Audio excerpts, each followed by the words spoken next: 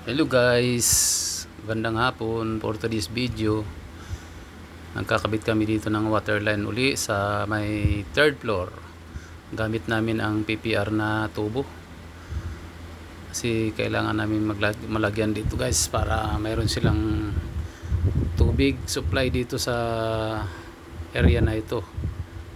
Mga kasama ko, kakabit kami dito. Muna inuna namin yung water meter, tapos yan, dito na sinusunod na namin yung papunta sa lababo, supply papunta sa pusit.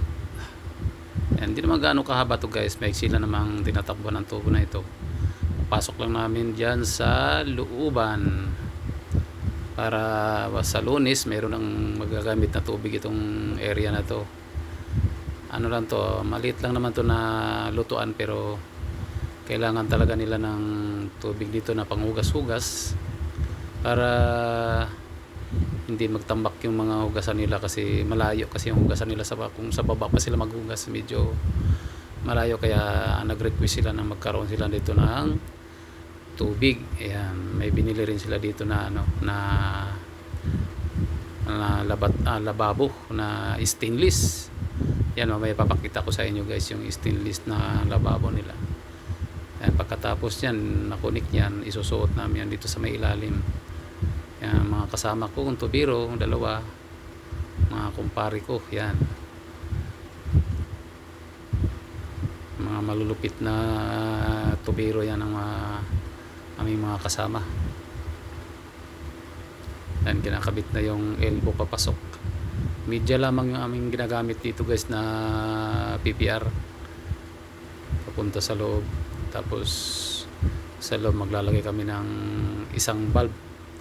May bulb na doon sa before mag metro ng tubig, pero maglalagay pa kami dito sa loob para kung sakali magka problema dito sa loob, hindi na kami magpapatay sa labas, kundi dito na lang sa loob Ayan guys, ipapakita ko sa inyo yung lababo na stainless. Ayan yung kitchen sink. Maganda kasi stainless siya, pwede mo siyang buhat-buhat, lipat-lipat lang. Yan yung aming mga boss. Yan ang nagmamanage dito sa area na to.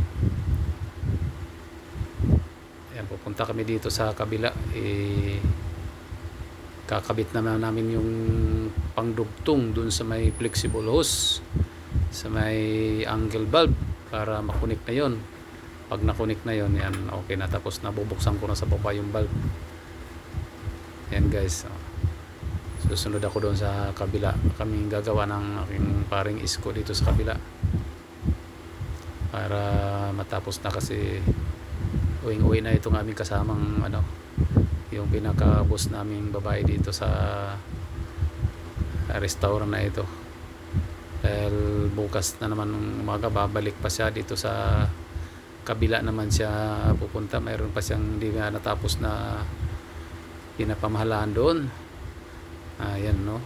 Ayan o, yan. Ayan yung stainless na hugasan nila. Yan lang ang sinusupply naman. Isa lang naman yan. Ayan, dito namin kukunik. Diba? Okay na yan. Pagka nasuot na yan, dugtong na yan, okay na, tapos na. Ayan guys. Hanggang dito na lang. Thank you for watching. Bye bye.